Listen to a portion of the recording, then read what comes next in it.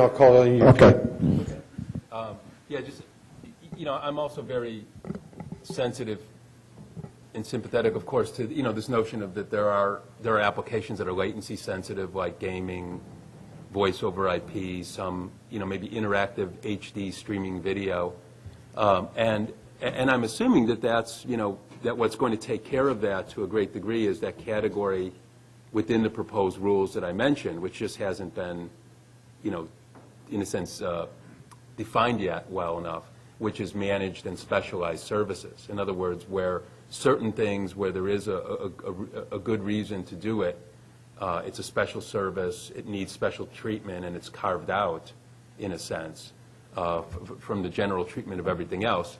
But we do have to worry that, where that prioritization of delivery of bits is most relevant is in the presence of congestion, right? And I think we should be very concerned that, whenever you prioritize some bits, you almost necessarily degrade others in terms of their delivery.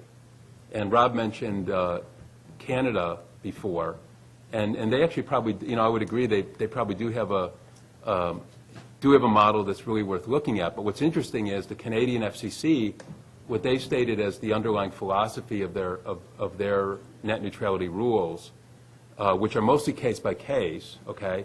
But what they said is that they want to have an incentive for more capacity, not scarcity. So if there is a prioritization that goes on in Canada, then the burden shifts to the provider to go in and show that A, that this is essential, and B, that they're using the least restrictive means. And that helps, that sort of formulation really helps to avoid the kind of cases you can imagine when you read, as this morning's front page, right, that Comcast merging with NBC.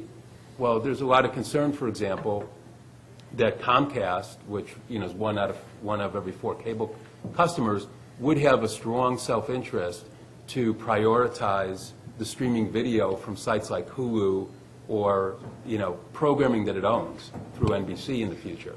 And that means by prioritizing those streams that maybe some other streams have hiccups. Okay. I'm going to let Dr. Atkinson rebut, and then I'll come to you, Pete. I know, by the way, this gets this can get really technical and very quickly. But let me just say a couple things on the prioritization. If you prioritize your VoIP, or your provider prioritizes your VoIP, and your email arrives 50 milliseconds late, do you really care?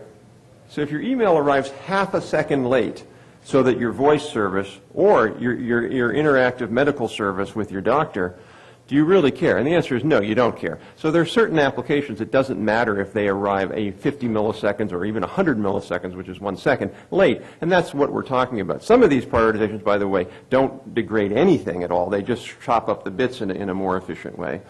So it's not just about a bigger pipe. I mean, we just wrote a report here called Design for Change, which is on our website, and I think by an engineer, by the way. And the key point there was that there are some applications that still require management, even with 100 megabits. So if you look at the Japanese, for example, the member talked about the 100 megabits there. They use prioritization in Japan, even with 100 megabit pipes.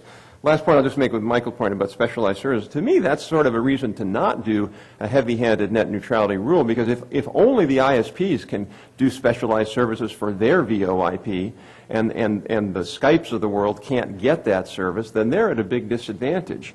So if we're only going to say that the ISPs can manage their particular things and no one else can get that better service, then I think that can be a risk to innovation.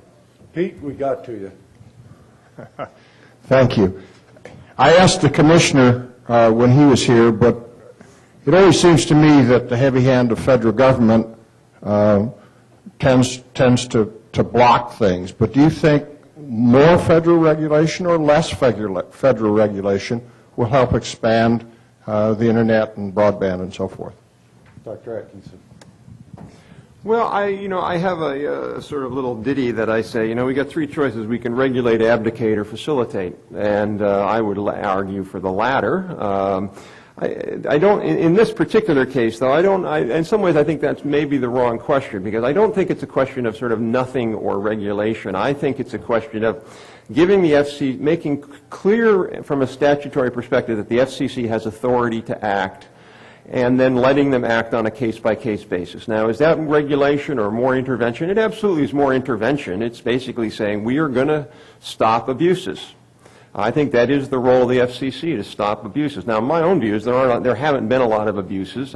Frankly, I'm on the other side of the Comcast case. I didn't think that was an abuse. I think they didn't do a very good job of how they talked about it or publicized it, but the actual technology was not a problem.